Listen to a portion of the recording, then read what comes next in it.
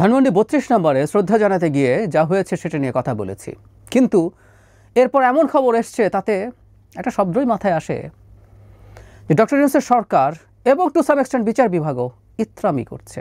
ইয়াস, এই শব্দটা জেনে শুনে বলছি, ঠান্ডা মাথায় বলছি।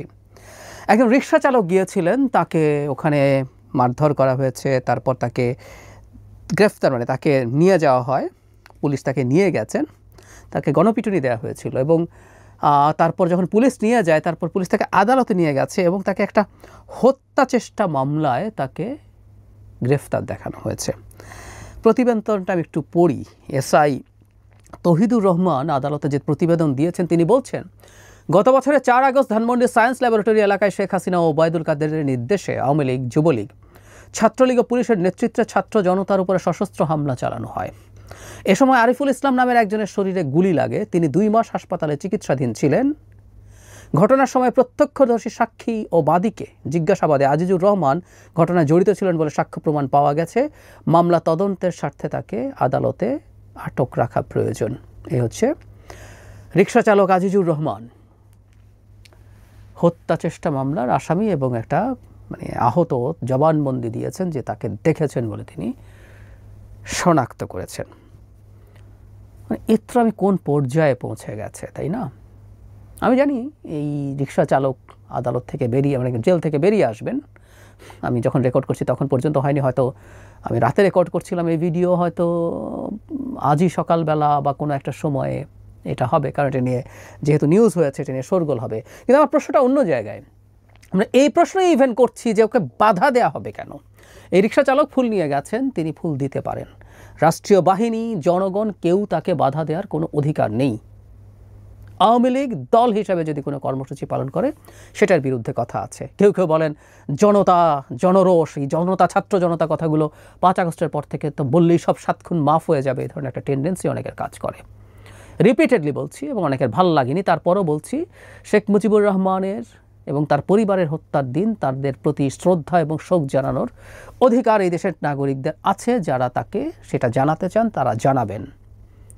সেখানে সেদিন ৩২ নম্বরে যা যা হয়েছে সেটার বিরুদ্ধে স্ট্রংলি কথা বলেছি। এই রিক্সা চালকও তার মধ্যে ছিলেন, তার কথাও বলেছি। কিন্তু এখন যা হচ্ছে, খেয়াল করি আমরা, একটা পুলিশ এরকম একটা রিপোর্ট লিখতে পারলেন এবং এই সরকারের সময় থেকে তিনি মনে করছেন এরকম একটা রিপোর্ট লেখা যায়। অবশ্য না মনে করারও কারণ নাই। আমাদের এই সমাজের অনেকে মনে করেন মুজিবকে শ্রদ্ধা জানাতে চেয়েছে, এই রিক্সাওয়ালা জেলে পচেই মরা উচিত। দেখি তাকে পিটিয়ে টিটিয়ে যে কোনো কিছু করে ফেলা যেতে পারে, সেই অধিকার তাদের আছে, এটা অনেকেই মনেও করেন, আমি খেয়াল করেছি। তো একটা পুলিশ এরকম একটা রিপোর্ট লিখতে পারেন। এবং আরও ভয়ঙ্কর কথা, তিনি আদালতে যখন এই কথাটা বলছেন, আদালত এটা গ্রহণ করছে, এটা গ্রহণ করে তাকে কারাগারে পাঠাচ্ছে।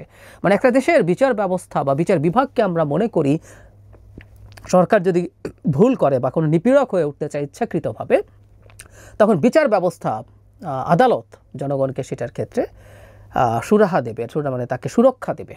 কিন্তু আদালত কনভিন্সড হলেন এই যে ন্যারেটিভ, সেইটায় তাকে জেলেও পাঠালেন তদন্তের স্বার্থে। বিচার বিভাগের কথা এই জন্য বললাম।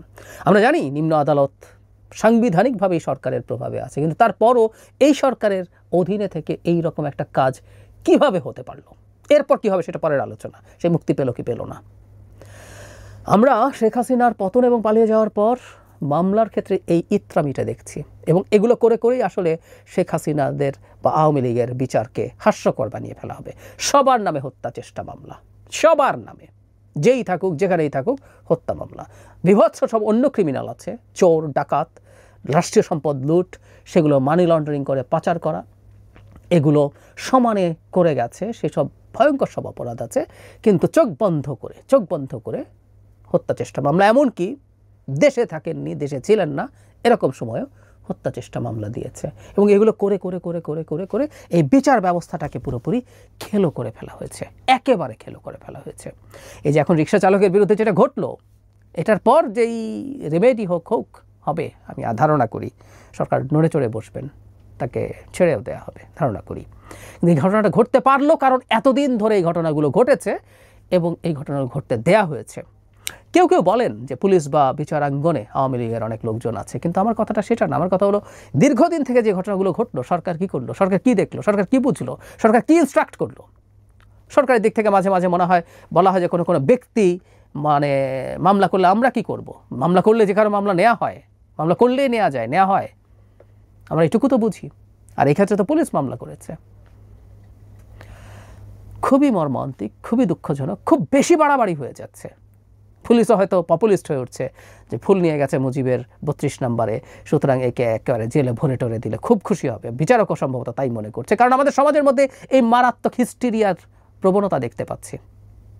গতদিনই বলেছি 15 আগস্টকে নিয়ে যে পরিমাণ হিস্টেরিয়া দেখানো হয়েছে আমি বিরোধী শক্তির পক্ষ থেকে, সেটা মুজিবকে, আওয়ামী লীগকে আরও দ্রুত প্রাসঙ্গিক করে তোলা হয়। এটা হচ্ছে এবং আমরা অবাক হয়ে দেখছি সেটা। কেউ যদি এটার বিরুদ্ধে কথা বলে সে দোসর হয়ে উঠছে, দালাল হয়ে উঠছে।